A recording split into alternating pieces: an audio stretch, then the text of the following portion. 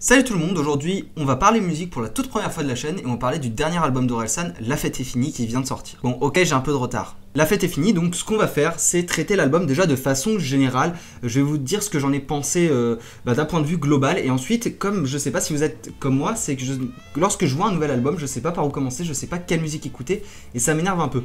Du coup, je vais vous donner mon top 5 des musiques de l'album, pourquoi elles m'ont plu et en quoi elles se différencient des autres musiques de l'album. La Fête est finie, donc le troisième album solo d'Orelsan, qui nous revient après 6 ans à s'être occupé de son groupe Casseur-Flotteur avec Gringe, où ils ont réalisé notamment 2 albums, où ils avaient une série sur Canal+, qui était bloquée, qui était juste géniale, ainsi que d'un film qu'ils ont réalisé avec Orelsan et Christophe Offenstein qui s'appelait Comment c'est loin. Mais on n'est pas ici pour parler de cinéma, donc on va parler de la musique, on va parler de l'album. Avant de commencer, j'aimerais vous définir un peu comment je structure le rap. Pour moi, le rap se compose en 3 catégories bien distinctes. La première catégorie, pour moi, c'est le rap généraliste, qui est super bien représenté en ce moment par Big Flo Oli, qui utilise des messages en fait qui parlent à tout le monde, que ce soit des messages philosophiques sur la vie, la mort, en utilisant des personnages, mais en tout cas voilà, qui parlent à une grande généralité de personnes. Pour moi, la deuxième catégorie après, c'est le rap romancé, le rap de personnages, c'est-à-dire qu'on peut le voir notamment avec Fatal Bazooka pour les plus anciens et Lorenzo en ce moment. C'est vraiment un gros délire où le rappeur il a vraiment créé un personnage et qu'il se tient au personnage, que par exemple Fatal Bazooka, son vrai nom c'est donc Michael Youn, et Fatal Bazooka n'est qu'un personnage de Michael Youn, mais Fatal Bazooka est un rappeur là où Michael Youn n'en est pas un. Et voilà, c'est exactement ça le rap de personnage, comme peut l'être Lorenzo en ce moment avec ses mamens. C'est vraiment tout un personnage, tout un univers créé autour du personnage du rappeur. Enfin, le dernier type de rap pour moi, c'est pas vraiment, je vais pas le surclasser au-dessus, hein. Tous les raps sont bons même s'ils sont différents, c'est le rap d'expérience, c'est là vraiment, on revient à la base du rap, vraiment sur pourquoi il a été créé, c'est-à-dire raconter son expérience, qu'elle soit bonne, qu'elle soit mauvaise, que ça parle de la pauvreté, que ça parle de plein de choses en fait qu'on a vécu. Voilà, c'est vraiment raconter son passé et en tirer des leçons pour véhiculer un message via la musique. Voilà, c'est comme ça que je différencie les différents styles de rap, mais Orelsan c'est un cas un peu particulier, parce que en fait il fait les 3 à la fois, il fait un petit peu tous les styles de rap. Et dans cet album, c'est carrément représentatif de ça, on a des gros délires genre avec Maître Gims et Nekfeu, à côté on a des belles chansons sur Sa ville avec La pluie ou Dans ma ville on traîne, qui parle de son expérience là, et à côté on a également des chansons un peu plus généralistes avec Note pour plus tard ou Tout va bien, là qui parle vraiment de sujets beaucoup plus général qui va englober un plus large public. C'est vraiment cette diversité qui fait qu'aujourd'hui Orelsan est l'un des piliers du rap français, c'est cette capacité à pouvoir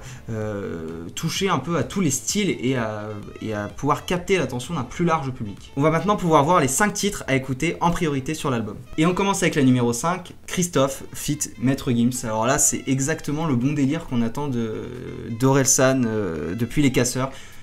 Une instru vraiment très R&B à la Maître Gims, qui se prend pas la tête et des paroles vraiment très comiques et sûrement les plus drôles de cet album. La numéro 4 c'est Note pour trop tard, où là Orelsan nous sort vraiment une sorte de bilan sur sa vie avec beaucoup de sincérité, beaucoup de jeux de mots et de métaphores très bien posées. C'est vraiment un délice à écouter, même si je suis pas trop fan des espèces de voix vainées qu'il y a derrière à la Vaiana, Moana, qui moi me sortent un petit peu de la chanson, mais qui est vraiment une chanson très belle avec beaucoup de sincérité encore une fois dedans. On arrive à la numéro 3, Des fêtes de famille, qui est sûrement avec Christophe la chanson la plus drôle de l'album.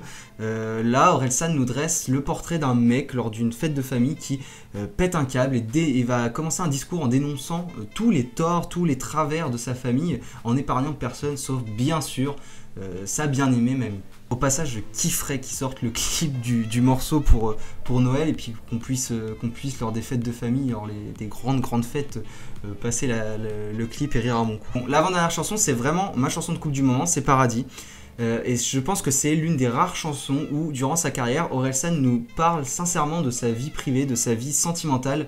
Là où dans, par exemple, Les Casseurs-Flotteurs, Orelsan pouvait nous montrer un côté de lui qui va aux putes, qui est très détaché de sa vie de couple.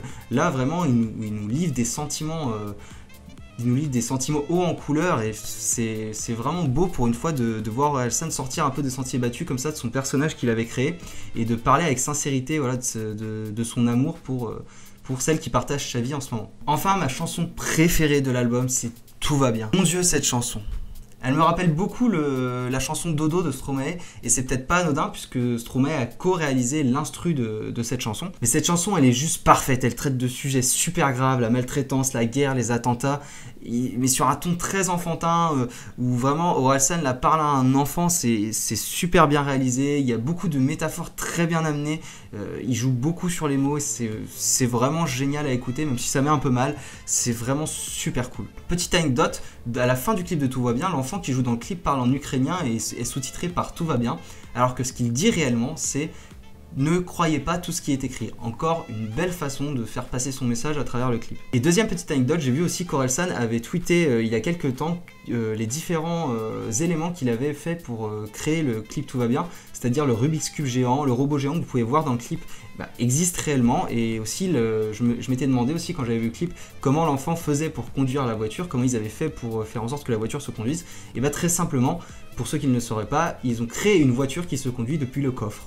Voilà, cette vidéo est terminée, n'hésitez pas à me faire des retours sur ce format, vu que c'est la première vidéo musicale qu'on fait sur la chaîne, j'espère que ça vous aura plu. N'hésitez pas à mettre un pouce bleu si la vidéo vous a plu, à vous abonner et à partager la vidéo également. Je suis toujours aussi content de tous les retours que vous me faites, ça me fait vraiment énormément plaisir, surtout de tous les retours positifs, c'est vraiment cool. Alors je tenais à vous remercier encore une fois, et écoutez, je vous dis à la prochaine pour une prochaine vidéo sur la chaîne.